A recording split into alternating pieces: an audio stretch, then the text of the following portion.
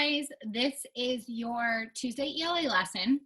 I'm going to go over your pencil page, I'm going to go over our ELA Focus Wall, and then I'm going to go over your reading comprehension strategies for the week, so everything that is on your Tuesday checklist for ELA. Let's go ahead and get straight into it. I'm going to go over your pencil page. Screen share. All right, so we are in Unit 5, Week 3, I believe. You will be getting a copy of this in your bundle if your parents picked it up. So this week we're going to be reading a story called Brave Bessie. Let's see. Oopsies. Sorry about that. You're also going to be reading the story called The Legend. Oh, you're not going to read this one because we have no school Friday. And you're also going to be reading the Cesar Chavez story. So your Cesar Chavez story should have been read on Monday, and your Brave Bessie is a story for Wednesday, and you'll have your selection test on that. Going into our skills and strategies for the week. Our strategy, once again, for comprehension is to summarize. Your comprehension skill is connection with text sequence, so it's saying what happened first, next, then, and last. Your vocabulary strategies is going to be synonyms. We're going to go over that. Writing is just for organization. We're not going to get too much into that today. Grammar, we're talking about possessive pronouns. We're working with contractions with not, so could not would be can't. Have not would be haven't. So we're going to work with contractions using the word not.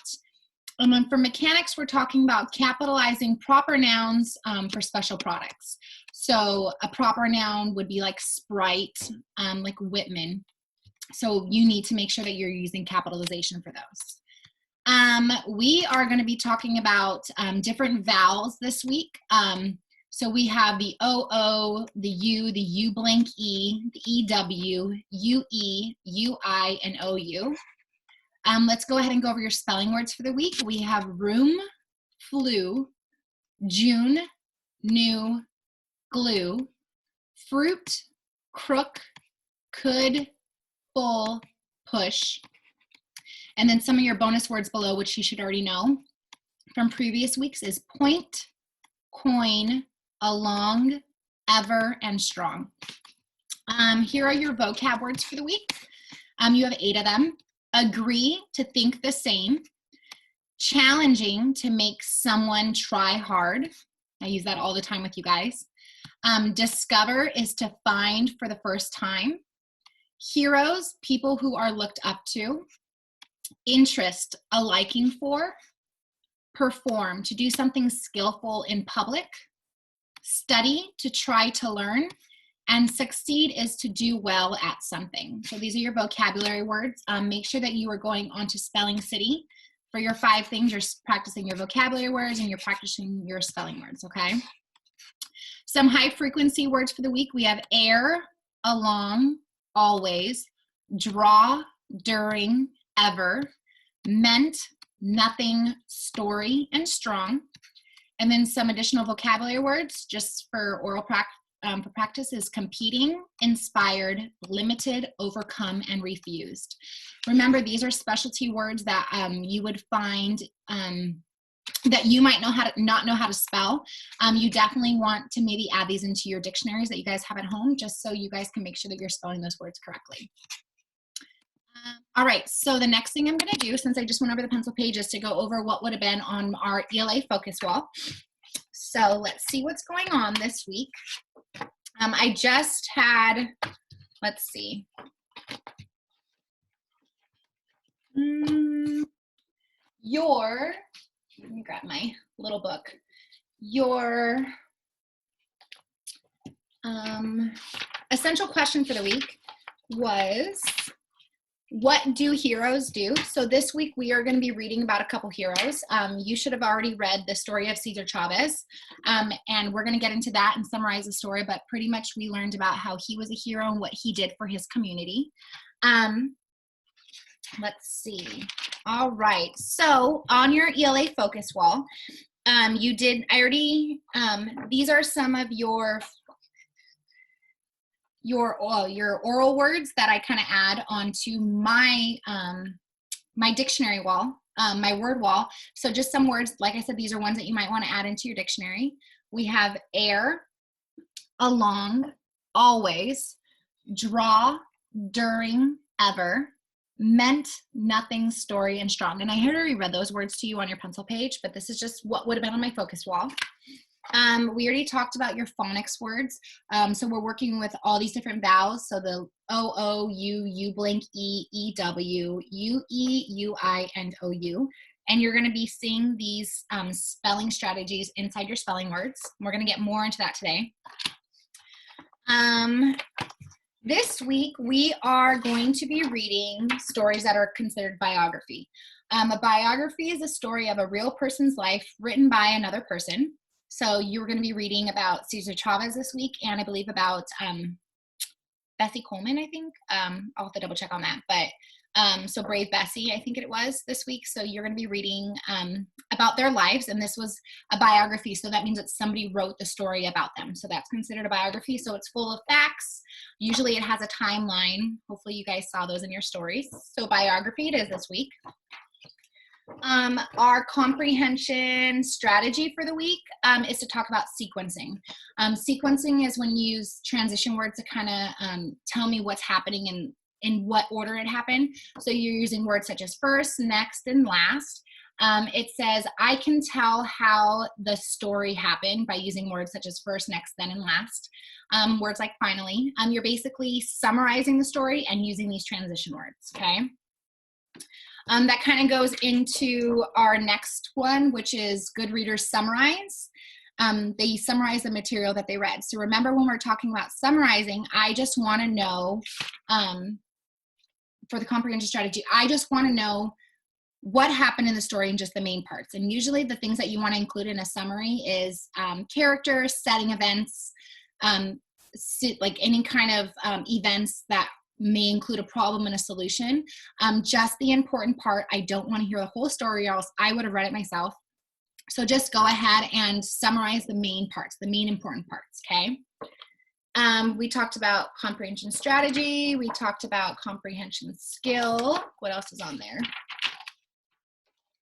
We talked about the genre for the week, which is biography. Oh, vocabulary strategy, synonyms. We talk about this all year long. Remember, I always kind of joke with you guys that it's not synonyms. Sorry, it's not synonyms, it's synonyms, right? A synonym, the way that I have you guys remember it, a synonym starts with an S. The word same starts with an S. So synonyms mean the same meaning, okay? Words that have the same meaning. If I said the word tall, you could tell me huge. You could tell me big. If I said the word tiny, you could tell me small. They have the same meaning. Those are synonyms, okay? Not cinnamon. I miss doing that joke with you guys. That's pretty much it for our strategies for the week. I do just kind of want to touch base on grammar.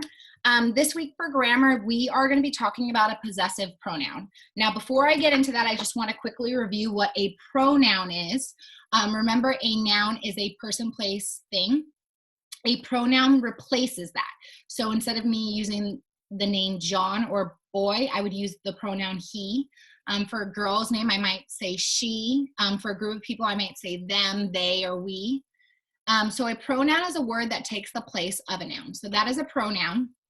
But this week specifically, we are talking about a possessive pronoun. Now remember, this one is kind of a little bit of a challenge. We talked about a possessive. When we talk about anything possessive, it means when somebody owns it. It's like a possession. They own it. So possessive pronouns are used to show that something or someone belongs to someone else. So if I was to talk about Ralphie, right, I would say Ralphie's collar. Ralphie owns the collar. That's his possession. He owns that. The collar belongs to Ralphie. But because I'm not using proper nouns, I want to use possessive nouns. I might say his collar, their school, right? You're talking about something that belongs to someone that would make it possessive. And then a pronoun is something that replaces a noun. Okay, so the computer is his. That is my pronoun right here, and what belongs to him is the computer. Okay, so that would be the possessive pronoun. Okay, that's pretty much it for our focus wall. I kind of want to get into your lesson for Tuesday. Remember, if you guys are watching this, you pretty much are doing the lesson with me. There's not something that you need to do in your book. I do go over your answers from Monday's classwork, and I kind of start Tuesday's classwork with you too. So if you're doing this lesson, you're definitely getting everything you can out of you know, using me as that teacher. So let's get straight into it. Let me go ahead, and I just kind of quickly want to touch base on the story Cesar Chavez that you read. You guys read Cesar Chavez. Let me share my screen. It makes it a little bit easier for you guys to follow along this way. Here we go. Okay. So Cesar Chavez is a biography. So it's a story written about this man. It says, read about a man who took action to improve the lives of others. So here is my title. And remember, we talked about things called a subheading or a subtitle. So we know that this whole paragraph talks about his childhood. This whole paragraph talked about hard times. So like issues that he had. So the problem that he had in his life. And then this one right here, changing lives, is how he impacted, how he actually helped change the lives of others and why he's considered a hero. Down below, you're going to see the timeline of Cesar Chavez. We know that he was born in 1927 on March 31st. So if we were at school, we could have, you know, celebrated like, hey, this is, I think that's when they celebrate Cesar Chavez's day. We know that an event that happened in 1962 is I would go to 1962 and I would find out that he started the National Farm Workers Association. So this is something that he started to help the lives and improve lives for others. If I wanted to know when he passed away, I would go down to 1993 and I would learn that Cesar helped farm workers until he dies on April 23rd in 1993. So here's a timeline. You guys know what a timeline is. You guys made one at the start of the school year. You also know that if you look at the year, they usually give something that happened. This kind of looks just like your guys' timeline that you made for my class. You kind of told me a huge event that happened, and you always start it with the birthday, and then at some point you talk about, you know, in this case, like a famous person. Usually you include when they had passed away and some major life events that happened. Okay, so this is Cesar Chavez. We pretty much learned that he was a man that worked on farms. Let's see. He helped care for farm animals. We know that he, let's see. He had a strong interest in education. I'm just kind of briefly going over some stuff before I summarize it. When he was in school, he spoke Spanish and he got in trouble for that. That was something that was like hard for him because that was the language that he spoke at home. Ultimately, his mom was a huge change or a huge impact on his life because his mom taught him how to find peaceful ways to solve problems. So this is a huge thing that kind of connects to his life later, that when he does face problems, instead of, you know, getting mad at someone and maybe like, you know, using your hands or using mean words, his mom had a huge impact on him and taught him how to fight with his words in the sense of making actions happen, which is a huge part of his life and why we consider him a hero. We do know that there was a huge drought that happened. And remember, drought means when there's not a lot of rain that falls. With someone that worked in the farms, if you don't have water, you don't have plants that are going to be able to survive, right? So for example, during this drought, it talked about that the plants on the farm died. And because of this, Cesar's family couldn't afford to keep the farm, right? That was probably their huge source of income. And if there was a drought and they weren't able to sell plants or sell vegetables or fruits, they had to close down the farm because they didn't have the money to, you know, keep it going if there wasn't rain. So what happened was his family had quickly discovered the migrant farm workers also had difficult lives. What that means is migrant farm workers are people that worked in farms, whether it was picking vegetables, picking some fruits, whatever it was. It's usually that they're working on a farm. You know, some of the issues was these workers would spend their whole day picking a fruit or vegetable and they were hunched over, you know, and it's painful on their back. That's like probably more than, actually it was more than 8 hours, but it was, you know, lots of hours during the day that they were doing this, bending over and picking stuff. And it actually had a huge effect on their body and it hurt them. It said that their fingers would bleed. The workers complained to the farm, and if they did complain, they would get fired for it. So that was extremely unfair. If you know, kind of think about if you worked somewhere and like you were, you know, in a lot of pain, if you went to your boss and said, hey boss, like this is hurting my body, usually your boss would try to find a solution, but during this time with Cesar Chavez, if they complained, they just said, you know what, you're fired. And so now you don't have a job at all. And that was extremely hard for a lot of these people. This was a huge changing point. So this was a problem for him because he didn't think that that was fair. Cesar Chavez did not think that was fair. So what he decided to do was he wanted to take action on, representing these people that worked in the farms. So what he did was he had a plan. It was around the time that grapes were going to be harvested. Harvested means that they were picked, right? Because it's separated by those commas. I told you guys about those. Cesar told the workers to stop working. So what he did was he created a platform where if we all, go on strike means nobody works, then the grapes aren't going to get picked. And in this case, what happened with the grapes is they ended up, going bad and they died. And with the grapes beginning to rot, nobody picked it. They couldn't sell it. If they couldn't sell it, they couldn't make money. So, these workers sticking together and coming together saying, we're not going to work until we're treated fairly was extremely a proud moment for Cesar Chavez, right?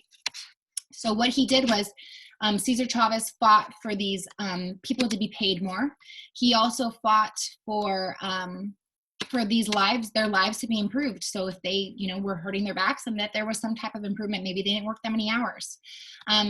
So the question at the end kind of is a little bit vague, and it says, do you think he's a hero? And obviously this is your opinion, but in my opinion, I absolutely think he's a hero. I think he stood up for those that didn't have a voice, because the ones that did speak up, were fired for something. But what Cesar Chavez did was he made sure that everyone got together and they fought together, and, they made changes in these lives. And he absolutely is a hero. And, we even in America consider him a hero, especially in California, because this is where we have a lot of migrant workers. Okay, so that was definitely a little bit longer of a summary. And the reason why is just because I wanted to touch base if you didn't have a chance to read the story. So the comprehension strategy for the week is to summarize. And then this is where you're going to go into adding like the main details, the characters, and the setting. So I'm basically going to be reading it right here. I'll zoom in for you guys. Summarizing is using your own words to tell the most important events and details in the selection. This can help you remember new information in the selection. So I kind of gave a long summary, but it was a summary.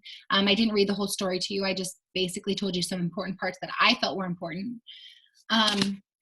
Down here, they're kind of pulling up the pages, or the page where it says changing lives. So this is where he made an impact. And then this person actually gave a little bit of a brief summary about what this was about. And they said, I can summarize what happens in the selection Changing Lives, which is the subtitle right here. And it says, I read that Cesar talked to other farm workers and they had a strike. When the owners promised better pay, the strike ended. So when I gave you guys that full detail about the grapes rotting and everything, instead of me having to say all that, I literally could have just said this little summary right here, that Cesar, talked to the farmers, let's go on strike. And then when pay was going to increase and they were going to get pay, they decided to end that strike. So what they just did was they gave a summary. They talked about the main character, which was Cesar Chavez, and they talked about the most important part of it. The most important part of this section, at least, was that he helped them go on strike, and then they helped them make a decision on improving their lives on the farm. So this is how you summarize. The next section for comprehension skill is to sequence. Now, a sequence, remember, is when you tell me what happens first, next, then, and last. I kind of did that when I was giving you a longer summary. It says right here, the sequence tells the order of ideas in a selection. We can use the words such as first, next, then, and last to tell the order of what happens. And we do this already. We do this all the time. You guys are really good about using those types of transition words.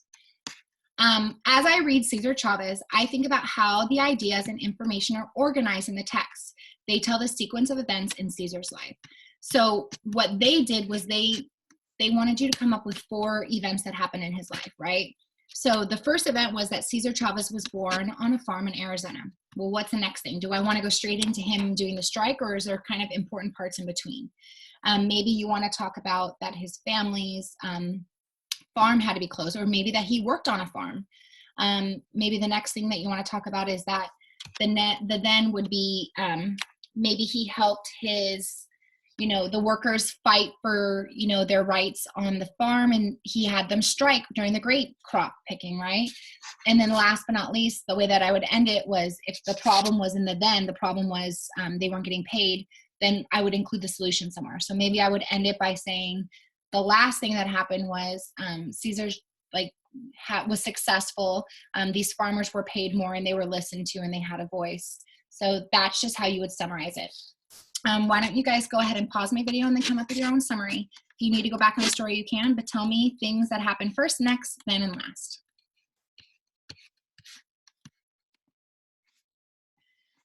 Okay, so the next thing I'm going to talk about is the genre for the week. This is going to be important for your Wednesday story as well. We are talking about a biography. Cesar Chavez is a biography. A biography includes the following. It is a true story of a real person's life. So Cesar Chavez was a real person, and this was a story about his life. They're facts. It is written by another person. So if somebody writes the story about Cesar Chavez, it's a biography. You guys may have heard of something called an autobiography. An autobiography is when that person writes their own story, but in this case, a biography is written about somebody. A lot of times a biography is written about someone, especially if they've already passed away. So you will see a lot of biographies, and then sometimes it includes the fact that the person had passed away. It's not the same case in every situation, but for the most part, you'll see that. So a biography, that's how I remember it, is a story written about somebody else and their life, okay? Here are some ways that you can tell it's a biography, and they give you some text features that you should look for. This will definitely help, I think, in your classwork today. It says, I can tell that Cesar Chavez is a biography because it tells about the life of Cesar Chavez. Another clue is that it has a timeline of his life. So it actually talks about when he was born, when he passed away, and some major events that happened in his life. Some text features. These are some things that you might see in a story, and this will let you know that it is a biography. You're going to see words that are bold printed. Bold printed means it's that super dark. It looks just like this. The word drought was in bold print, so is discovery, discover, so is challenging, perform. A lot of times those are our vocabulary words, but it has a bold print to show words that are important in the understanding of this topic. So the word drought was important, challenging was important, pretty much all of our vocabulary words this week. And then another text feature, which I think is probably the most prominent, the most important that we find in a biography, is usually a timeline. It shows dates of important events in the order of which they happened. So remember when you guys made your timeline, you're not going to tell me you were born after your 3rd birthday, right? The first thing you talk about is your birth. And then you may have talked about like your 1st birthday, maybe your 2nd, but you don't start it with, when I was 8 years old, and then the next one is when I was born. So you need to make sure that a timeline happens in the correct order and dates, okay? So that is our genre for the week. It's biography. For vocabulary strategies, it's synonyms. Remember, synonyms are words that have almost the same meaning. An example would be the word mad and angry. They are synonyms. A synonym can be a clue of the meaning of another word. So right here, they give you on page 365, they put a couple words in the box. It says on page 363, Cesar Chavez, I read the word caring. In the last sentence of the same paragraph, I read the word kind. Caring and kind are synonyms. So what they're saying is, I know you guys know the meaning of caring, and I know you know the meaning of kind, but in certain situations, you might not know these meanings. So what they're saying is sometimes you might find a synonym in the same paragraph that kind of helps you connect the same ideas. So it says, his mother and grandmother taught him about caring. Many people came to Cesar's door asking for food, and his kind family always shared. So the biggest thing is they're talking about that being caring and kind were extremely important in Cesar Chavez's family. Okay, that is pretty much it for your Tuesday lesson, at least for the reading. So if you guys did that, then you guys are done with the reading aspect. Remember, these are strategies to help you this week for your reading comprehension test, I think on Thursday. The next thing I want to do is kind of go over your answers from Monday's classwork. So page 221, page 222. So I'm going to share that right now. So right now, if you can grab out a red pen or a red crayon, I want you to make these corrections if you have not already done so. Oh my gosh, sorry. Okay, number 1, my aunt has an interest in learning to knit. I don't know where I found it now. Sorry. Okay, there we go. It just makes it easier for me to click on it for you guys. Number 2, the boy found it challenging to complete the puzzle. Sorry. Number 3, do you agree or disagree with my idea? And this one had actually opposite meanings, which are considered not synonyms, but antonyms, right? You should study the spelling words before taking the test. Very true. I agree with that. I agree with that. The heroes helped many people to safety. Number 6, I would like to discover a new star in the sky. Number 7, 5 actors perform in a play on stage. And then number 8, your answer should be succeed. You can succeed at playing the piano with lots of practice. Okay, so if you need to pause my video to make the corrections, you may do so. If not, I am going to continue on. Before I give you guys the answers, I kind of want to briefly review your vowels and contractions for this week. So I am on page 222, which should have already been done. It says the letters O-O, show it to you this way, okay? The letters O-O, U-blank-E, U, E-W, U-E, and U-I can stand for the vowel sounds you hear in the words such as moon, where am I at? Tune, flew, chew, blue, and suit. Am I missing one? So they make the oo sound. So this is what we're working with, the oo sounds, right? The letters O-O, O-U, and U can also stand for the vowel sounds that you hear in look, would, and push. So it's a long O sound, okay? So these are the spelling vowels that we're gonna be using through your spelling words this week. So in part A, it says, write each word in the box to match the word in the bold print with the same vowel sound. So for numbers 1 through 4, they're using the word pool. And your vowel sound, or the letters that make up the vowel sound that we're looking at, is the double O, okay? So I'm looking for words that have that double O sound. Okay, same spelling too. Not the same spelling. Pool, ooh, like an ooh sound. And then for 5 through 8, so spelling actually doesn't matter because they both have the same spelling. It's the sound that it makes. Book, the so ooh and are so completely different. So if I was looking at the word pool, that makes an ooh sound, what words would go through numbers 1 through 4? So go ahead and pause my video and then go ahead and pull those up. I'm going to share the answers. So if you need to pause it to make sure your work is done, you may do so.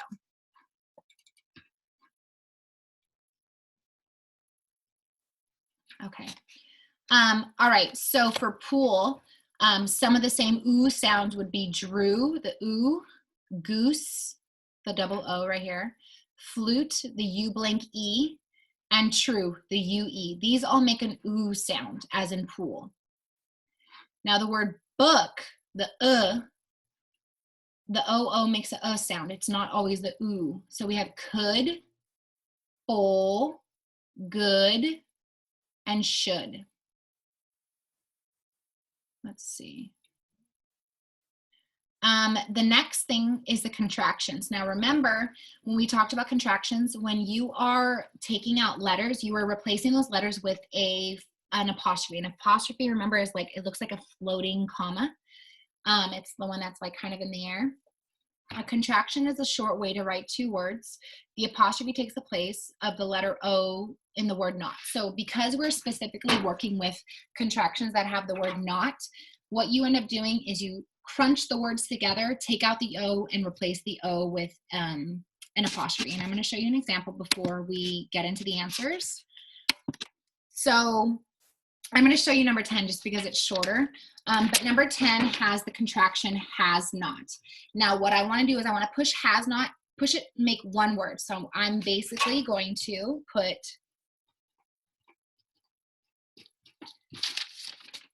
I'm going to push it together to make, to make the word has not. Now what they want you to do is they want you to take out the O. I'm going to use my whiteout for you guys. I'm going to take out the O. And because I just took out a letter, I need to replace it with an apostrophe. Remember, it's like a floating comma. So now I have the word hasn't. Has not is hasn't, okay? If you need to finish that, go ahead and do so now. If not, I'm going to go ahead and share my answers. So have out a red pen. Should not is, the contraction would be shouldn't. So you could see right here, they took out the O and replaced it with that apostrophe. I did hasn't for you. Same thing. They took out the O and they replaced it with that apostrophe. Would not is a contraction. The contraction would be wouldn't.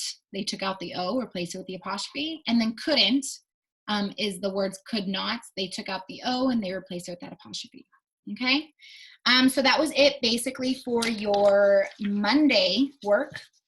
Remember, I'm skipping the fluency. If you did the fluency, I'm so proud of you. Good job. Maybe you could send me a message on how many words you read per minute so I can praise you a little bit. I'm very proud if you guys did that. The next thing I'm going to get to is basically I'm going to help you guys start your classwork for today. So hopefully you guys are tuning into these videos because I'm pretty much helping you guys with your work. So on page 227 and 228, that is your work for Tuesday. You are working with the genre text feature, okay? You're going to be reading a story called Jesse Owens. I'm going to read the story for you. In junior high school, Jesse Owens joined the track team. He set records in running.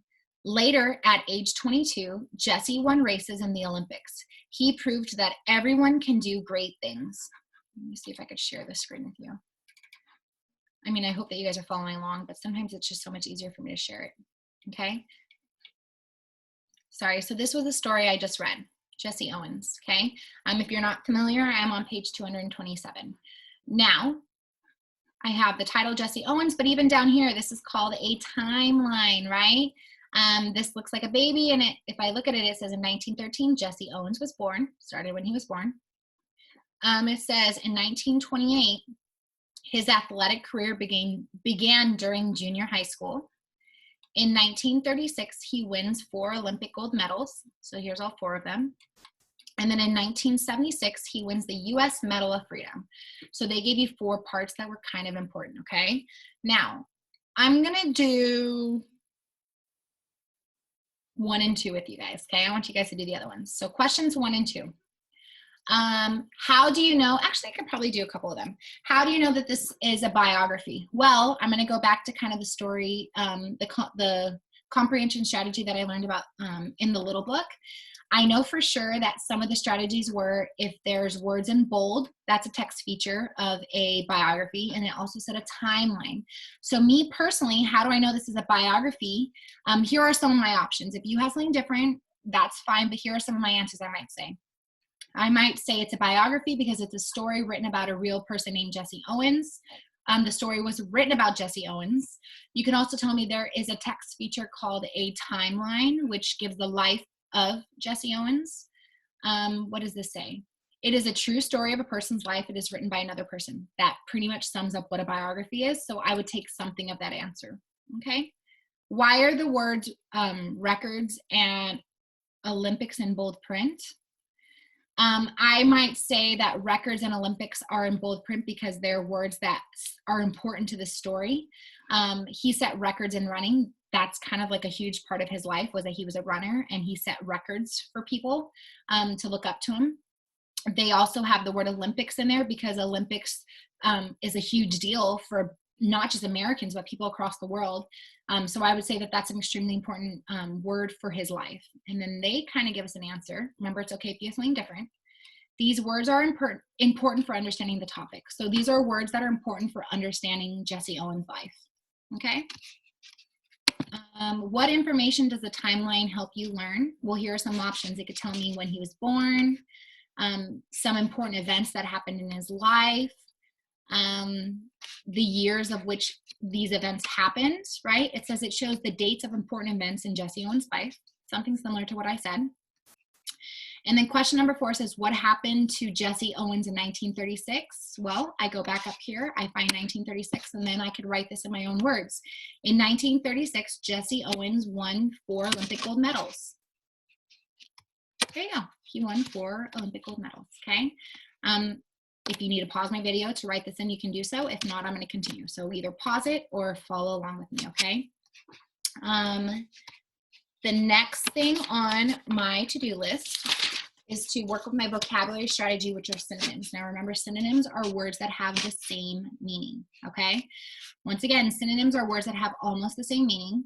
It says, read each sentence, write the 2 words that are synonyms, okay? So number 1 says, in that time, teaching was a common occupation or job for women. Now, I always tell you guys a little bit of a strategy.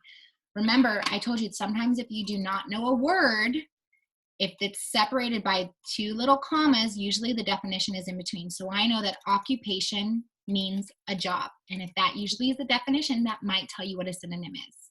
And in this case, the answer is occupation and job. Those are the same thing, okay?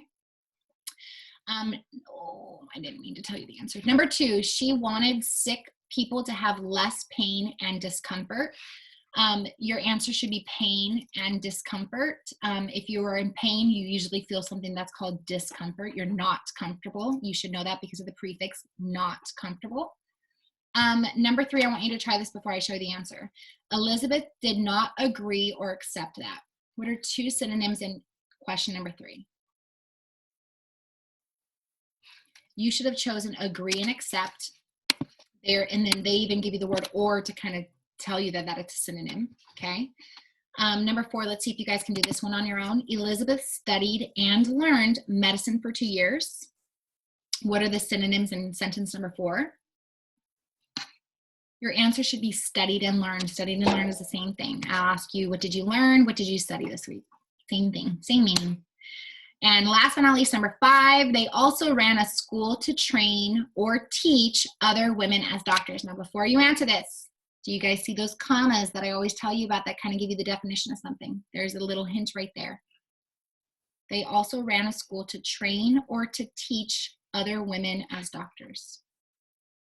All right, if you told me the word train and teach, you were correct, okay? All right, the next thing I wanna go into is your draft model. I'm not gonna show you the answer to this because everyone has different answers, but on page 229, which is your next part of your classwork, it says, read the draft model. Use the questions that follow the draft to help you think about the correct sequence of events. If we're talking about sequencing, they're probably going to want you to use words such as first, next, then, last, whatever it may be. Doug grew up in the city. When Doug got older, he helped out at the library. Today, he helps students with their readings. He liked to read when he was a boy. Okay, good story, but we could probably make it better. That's why they want you to edit it. What happens first in Doug's life? Well, the first thing that happened, and I'm going to underline it, is Doug grew up in the city. Now, if that's the first thing that happened, what sequencing word can I use? First. Now remember, because it's a sequence word, what comes after the word first? Hopefully you guys set a comma. Okay, so when I rewrite this, I'm actually going to be plugging in these sequencing words. So I put first, Doug grew up in the city. So I'm basically going to be putting in that word first. What happens next? When Doug got older, he helped out at the library. So that's, I might use the word next. Okay, what does Doug do today? Today, he helps students with their readings. So then I would say, you could use a word like finally, right? Now revise draft by including events in the correct sequencing in which they happen in Doug's life. So you might want to use your sequencing words, right? You might want to tell me first, he grew up in the city, however you want to use it. If you want to use the word then, if you want to use next, you can use finally or lastly, whatever it is that you want to do. I'm going to leave that up for you guys, but I do expect you to rewrite the whole thing right here. Okay? All right, last but not least, you're almost done with ELA today, okay? You guys are going to be reading a story called, well, it's actually a write into source. So it's a child that wrote about Bessie Coleman. Now, it does not matter if you have not read Brave Bessie and the Kate Shelley story. It's just somebody writing about it, and they're just going to ask you some questions. So I'm going to read you the source. I do want you guys to do numbers 1, 2, 3, and 4 by yourself, and then I'll review the answers with you, okay? Bessie Coleman and Kate Shelley. Sorry, let me show you where I am. Oh, I can't show you, but I'm reading this right here because I don't want to show you the answers yet. So I'm right here, okay? Bessie Coleman and Kate Shelley are both heroes because they changed people's lives. Bessie Coleman was determined to learn to fly, but she faced many challenges. Not many women became pilots in the early 1900s. She worked in Chicago and saved her money. Then she traveled to France to learn to fly in 1920. On June 15, 1921, she became the first African-American woman to become a lady pilot. Her dream of opening a school to teach others to fly came true after her death. She inspired other people to fly and to follow their dreams. On July 6, 1881, Kate Shelley stopped a train in the middle of the night. She crawled in the middle of the night to warn a station master that a bridge was out. If the train had continued, many people would have died. She did not think of herself, but of other people. Both women were brave and faced many challenges. They are true heroes, okay? So obviously you guys can kind of get an insight of what Brave Bessie is going to be about. I'm not requiring that you guys read the next story in the book about Kate Shelley, but if you want to, just because you like to read about heroes, or if you want to read another biography, especially about a woman, you're more than welcome to. So let's go ahead and look at what you have to do. Number 1 says circle the sentence in which Ahmed introduces the topic. Now, Ahmed was the one that wrote the story. So what does he do to introduce the topic? Usually the introduction or the start of the paragraph or the start of the essay. So if you told me Bessie Coleman and Kate Shelley are both heroes because they have changed lives, you are correct. So you should have circled this right here. Now, if you guys want to stop this video and continue the work by yourself, you're more than welcome to. I think it's a great idea for you guys to do it first and then check with me to see if your answers were correct, okay? If not, if you want to stop my video, go ahead. If not, I'm going to keep going, okay? Number 2 says, draw a box around the sequence or order in which Bessie became a pilot. Because we're talking about sequencing, you might want to look for transition words. So I'm going to look for that right now.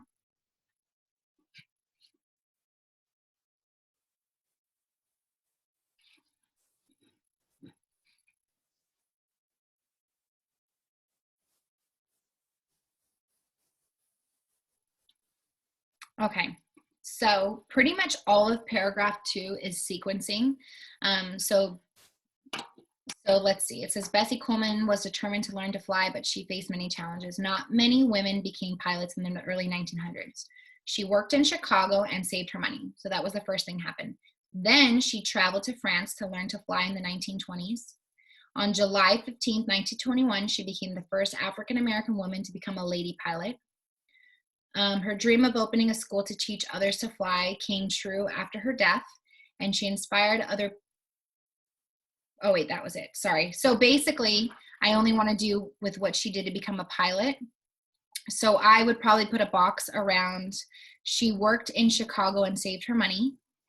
I would also put a box around then she traveled to France to learn to fly in 1920. So I pretty much would put a box around these events right here in paragraph 2. Okay. Sorry, mine's a little messy. I originally just put a box around the sequence word, but I wanted to get all that information. And then because I answered numbers 1 and 2, I like to check off my work so I know that I had done it. Okay. Number 3, underline a detail about the challenges that Kate faced. Now we talk about Kate in the 3rd paragraph, so that's probably where we're going to find it. So what's a challenge that Kate faced?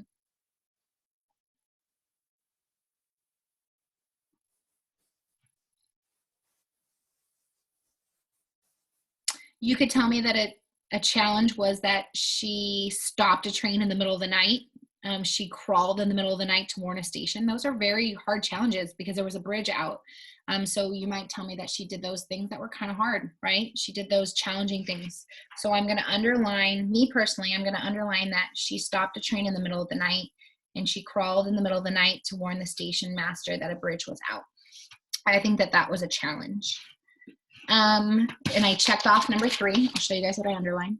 Okay, and I checked off number 3. And then last one, at least number 4, says, write a possessive pronoun that Ahmed used. Now remember, a pronoun replaces the noun, so like he or she, and then the possessive pronoun would be what that person owned, okay? Okay, So I went back and I saw things such as her dream. Where did I just see that? Sorry. Okay, in paragraph 2, I'm gonna circle it only because I want you guys to be able to see. Her dream, her is my pronoun, and then dream would be that possessive of what she owns. So I'm gonna put her dream.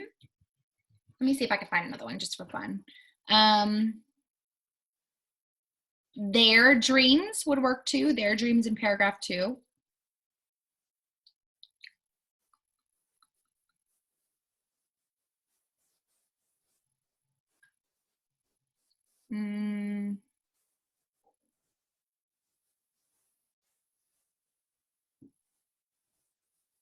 Yeah, there's actually a couple more, but I kind of like the her dream, and then their dreams, like I said right here in paragraph 2, their dreams. Okay. All right, guys, that is pretty much it for your Tuesday.